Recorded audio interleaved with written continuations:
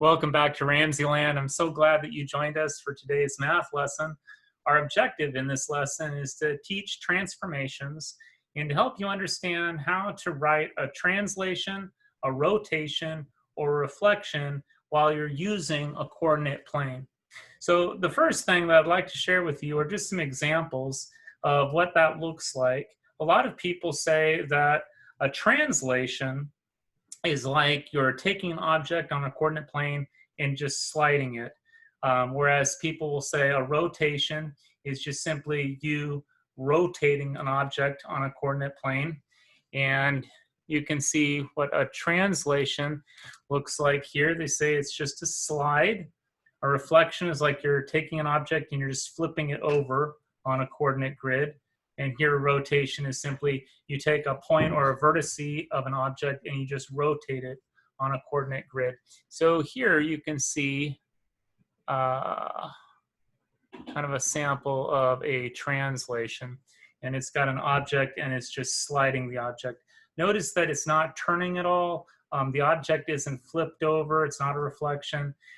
This is called a translation. And you can see an example of that on your coordinate grid. So here you can see this is a translation because the square hasn't rotated at all. It hasn't flipped over from this side of the y-axis to this side of the y-axis. All it's done is it's just slid the object a few spaces up. And you can see an example here of another translation. In this example, you have the square here, and they're not rotating the square, they're just sliding it. Each vertex is just being slid on the coordinate plane. That's why it's called a translation. And let me see if I can see a few more examples. Okay.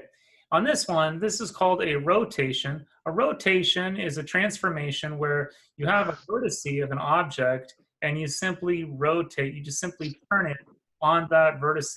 So this would be a 90-degree rotation. And if I kept turning it, it could be 180 or it could be 270. But that transformation is called a rotation, which is simply a turn. Okay.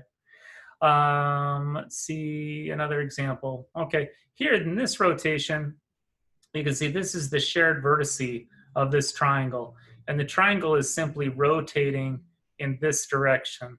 It's just rotating around. So this, again, this is not a translation because I'm not dragging the whole triangle across the coordinate grid. It's not a reflection because I'm not flipping the triangle over across the coordinate plane. I'm just simply turning it.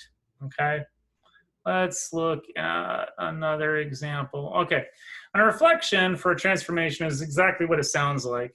So if I had a dotted line across a coordinate plane and I took an image and I just flipped it over, that would be a reflection. And you can see that in this example right here. So I'm not rotating it here. I'm just taking this triangle and I'm just flipping it over.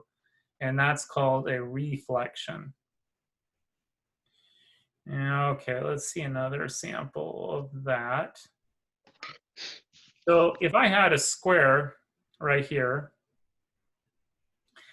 and these were the points, I'm not drawing it very well, for my square, and I wanted to reflect the square across the y-axis, okay? Not across the x-axis, but across the y-axis. I would count how many squares I'm moving. So this point right here is one space away from y, so I'd move one space on the other side, okay? This vertex here of the square is 1, 2, 3 steps away. So over here I'd count 1, 2, 3, and I'd put a vertex here. Again, this one's 1 step over, so I'd move over 1 step. This one's 3 steps, so I'd count 1, 2, 3. And I'd count my dots, my vertices from my square, and this would be called a reflection, okay, between these two. Now, if I wanted to have a rotation, I would have to pick one of those vertices, and I would have to turn the shape from that vertex. okay?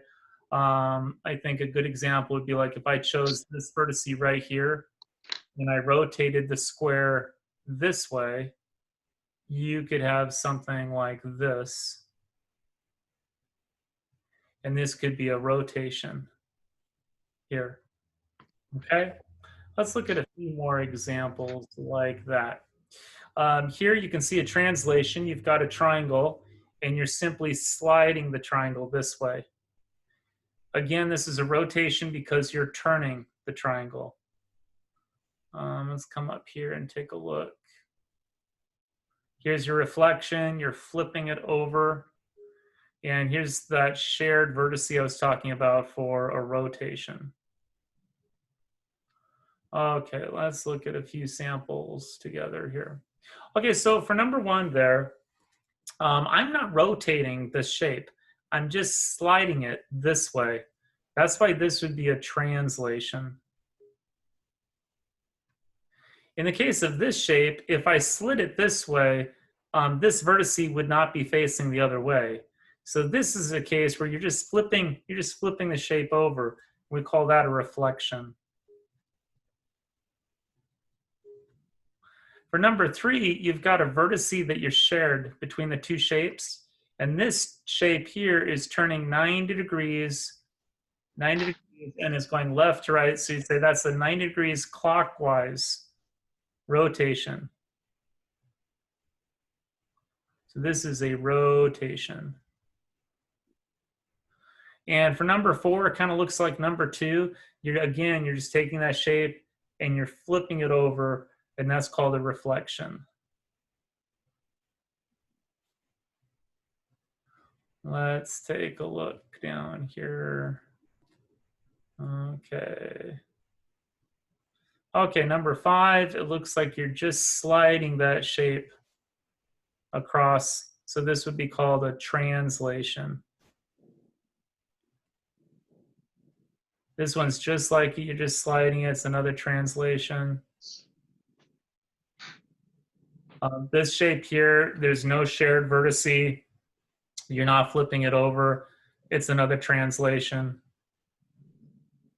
And for number eight, this shape here, you're flipping it over across this dotted line. So this would be called a reflection. Okay. Here I've got a vertex and I'm moving this, I'm rotating it 90 degrees. So this is a rotation. I'm not rotating this shape and I'm not really flipping it over. It looks like I'm just dragging it. So if it looks like you just took a shape and you're just sliding it across the coordinate plane, then that's or a slide. This one you can see that you've got a vertex that these two triangles are sharing, and you're turning it this way 90 degrees. So that's called a rotation. Number 12, again, if it looks like the shape is just flipped over, you got a reflection. Okay, let's look at a few more of these. It looks like number 21, you're just sliding it. It's called a translation. Number 22 looks like you're just flipping the shape, just flipping it over. Flip is a reflection. Here's that shared vertex, and it looks like you're just turning the shape clockwise 90 degrees. So a turn is called a rotation in transformations. This right triangle looks like you're just sliding it this way. That's called a translation, is a slide. Number 25, this is reflection because again, you're just flipping that shape over across this dotted line. So a flip is called a reflection. Number 26, you've got this vertex that's shared. This is another 90-degree turn. Those are called rotations. Number 27 looks like it's just a flip or a reflection. And remember, a slide is called a translation. You're just sliding that triangle. That's called a translation. Okay. Let's take a look here. Okay, so this is where they want you to see the difference between clockwise and counterclockwise. So clockwise is left to right, counterclockwise is the opposite. They want you to see if it's a 90-degree turn, a 180, or a 270. So if I'm starting here and I rotate from here to here, that's going to be 90 degrees. And if I keep going, if I keep turning it, that's going to be 180. This would be a 180 degree, and they're going left to right. So I would say this is a clockwise, 180 degree rotation. Okay, so all of these are going to be rotations. Okay, so if I took this triangle and I turned it once, that would be 90. If I turned it again, that'd be 180. If I turn it again, that would be 270. This is a 270, and it's left to right. So I'd say it's clockwise. And this is a 270-degree rotation. Okay. All right, so this one's moving right to left, and this is a 90-degree counterclockwise. It looks like the one right above it. So we'd write counterclockwise.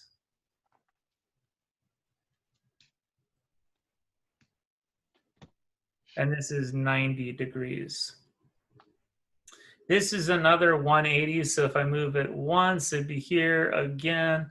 This is a counterclockwise rotation. And we'd say this is 180 degrees. Now, if this triangle moved once, it would be here. This would be 90. If it moved again, it'd be here. This would be 180, and then again it's 270. So again, this is right to left, so I'm going to abbreviate this. This is counterclockwise, and it's 270 degrees. I'm getting tired of writing clockwise every time. Okay, let's move this down a little bit and take a look at a few more. Okay. So this one I'm moving left to right, so I know it's clockwise, and I'm rotating this once, it would be here, twice would be here. So this is 180 degrees. So I'd say this is clockwise, 180 degrees. This is right to left, that's counterclockwise, and it looks like I'm just laying this down. It looks like it's just 90 degrees there. So this is counterclockwise, and again, it's just 90 for that one. Okay, let's take a look at some of these. It looks like here you've got, if I rotate this once, it'd be 90. Again, this would be 180 degrees. And it looks like it's left to right, so this is clockwise, 180. Here, if I rotate it just once, it would be 90. So this is a clockwise 90-degree turn. It looks like this is left to right, that's counterclockwise, and it looks like it's 90 degrees. This shape here, again, this looks like if I move it once, the E would be here, be flat like this. That's 90. If I move it again, then the E should look like this.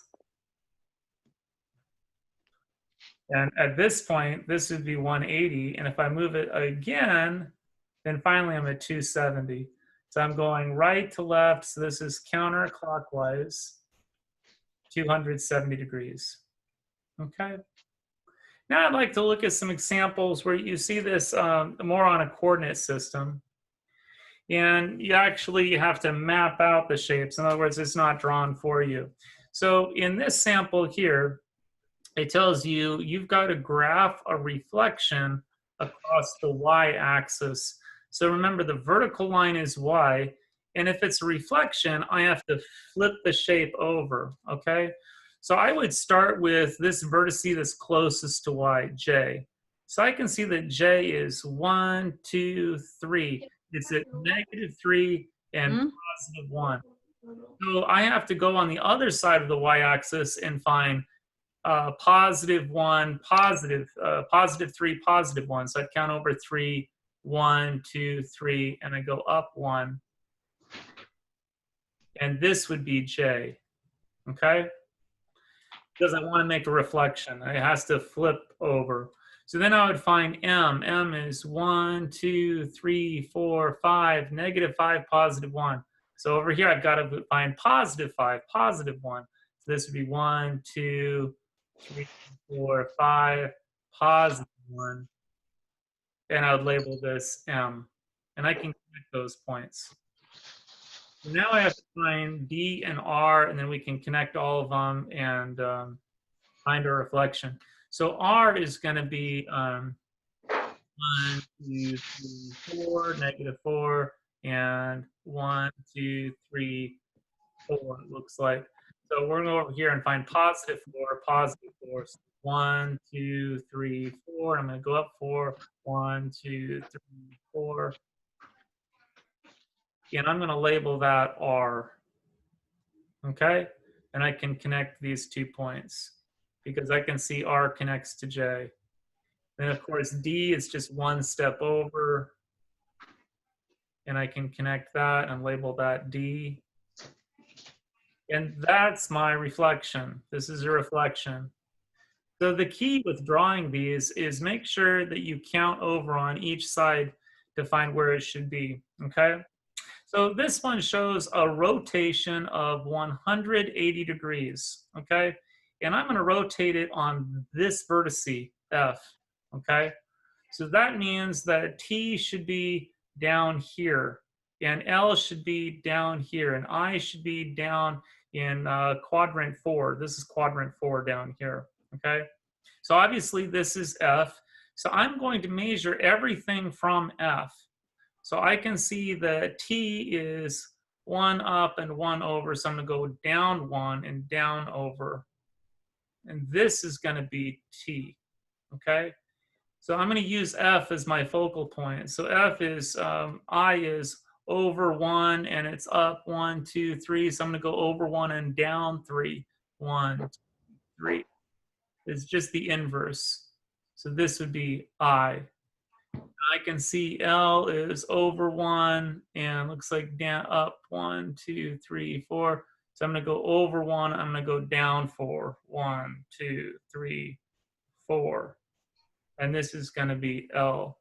So I can see L and I are attached. So I'm going to draw a line between L and I. And I can see I and F are attached. So I'm going to draw a line here. Not a very straight line. And I can see T and L are attached. So I'm going to try to draw a straight line there. But that is a 180 degree turn on this vertice right there. Let's look at a few more samples here where we can draw. Okay, here's another reflection. Okay. So I want triangle CVT, I think that's a V, and I want that from quadrant 4 over here, and it says across the y-axis. So it needs to go from quadrant 4 to quadrant 3. So again, I'm gonna drag each dot over here to make a perfect reflection. So C is positive 1, 2, 3, -1. I'm going to go -3, -1, 1, 2, -1, and I'm going to name this point right here C. And I can see that V is 1, 2, 3, 4, 5, -1. So over here, I'm going to go -5, -1. 1, 2, 3, 4, 5, -1. And I'm going to call that V. And I can see C and V are connected, so I'm going to draw a line there. Okay, and I'm going to go down here at T. Looks like T is 1, 2, 3, and -1, 2, 3, 4, 5. So I'm going to go -3, -5. 1, 2, 3, 1, 2, 3, 4, 5. And I'm labeling that T. and it connects to C and V. So I'm going to draw a straight line down. That's our 90-degree angle. I'm going to connect V with T. And I can see that this is a reflection. It looks like I just flipped the shape over across the y-axis. Okay? Okay. The next one is a rotation, and it's clockwise. That means left to right. So I've got to turn this whole thing clockwise. So if I rotate it this way, let's rotate it on Q, on this vertex right here. Okay, so that means that most of the shape is going to be in probably all 4 quadrants, it looks like. So if I rotate it on Q 90 degrees, that means that X is going to be over here, okay? So X is on line with Q, and it's 1, 2, 3, 4 spaces. So I'm going to count from 4 spaces this way. 1, 2, 3, 4. And I'm going to label that X, okay? And I'm going to connect X with Q, and that's the base of our trapezoid, okay? And then I can see from Q, C is 1, 2 spaces in, and 1, 2, 3, 4 spaces high. So I have to count 2 spaces in, 1, 2, and I have to count up 4. Let me see that. 1, 2, 1, 2, 3, 4. Yep. 1, 2, 1, 2, 3, 4. I'm going to put a point right there. And I can see F, and this is C. And I can see F is just 1 space over. So I'm going to move 1 space over. I'm going to label that F. Now C and F are connected, so I'm going to connect it. And I can see C connects with Q, so I've got to go down here and connect it there. And F connects with X. I'm going to connect it there. And this is our trapezoid. And what we did was we rotated it clockwise 90 degrees. And we picked a focal point. We picked Q as our vertex that we rotated it on. Okay, let's look at a few. Reflection number 6 here. So I'm flipping this across the y-axis. So right, and that means I have to go this way. And I'm going to do this point by point. So point X is going to be negative 1, 2, 3, and 4. So I'm going to go positive 3, positive 4. 1, 2, 3, 1, 2, 3, 4. And I'm going to label this X. And same thing. So M down. 1, 2, let's see, 1, 2, 3, 4, 5. 1, 2, 3. So I'm going to go positive 5, positive 3. 1, 2, 3, 5. 1, 2, 3. This point is M. So I'm just going to connect those two. Okay, and then I'm going to plot X. 1, 2, 3, 4, 5. Negative 5, positive 1. So the opposite would be positive 5, positive 1. 1, 2, 3, 4, 5. Up 1. And that's V. And I can see M and V are connected, so I'm going to connect these two, just like. And then the last vertex of the trapezoid is N, and N is 1, 2, 3, 1, negative 3, negative 1. So I'm going to go positive 3 over here. 1, 2, 3, and of course negative 1. And then I'm going to connect. See how V and N are connected. N. And then I'm going to connect, of course, the bottom of the trapezoid. And that's my reflection of these two shapes across the y-axis. Okay, let's take a look at this rotation of 180 degrees. It doesn't say if that's counterclockwise or clockwise. I'm going to rotate this clockwise, and I'm going to use F as the vertex to rotate the shape on.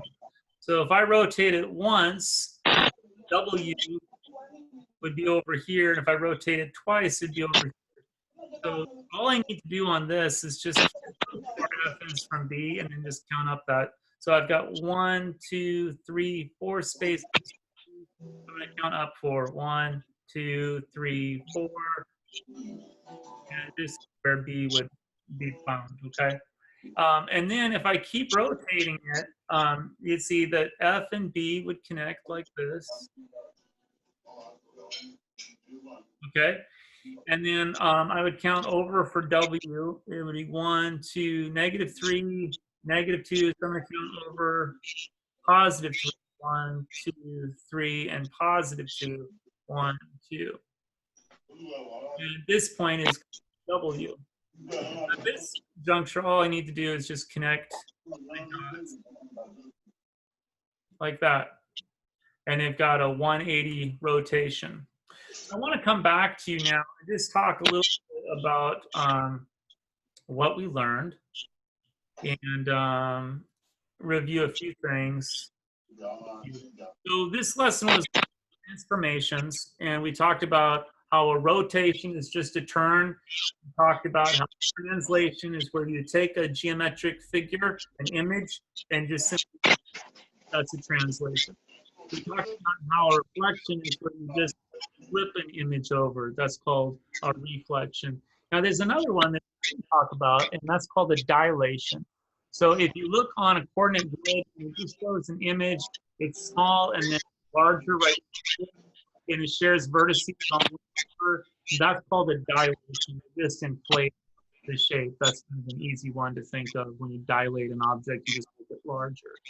This is next day for us. It marks the last day of class for this school year.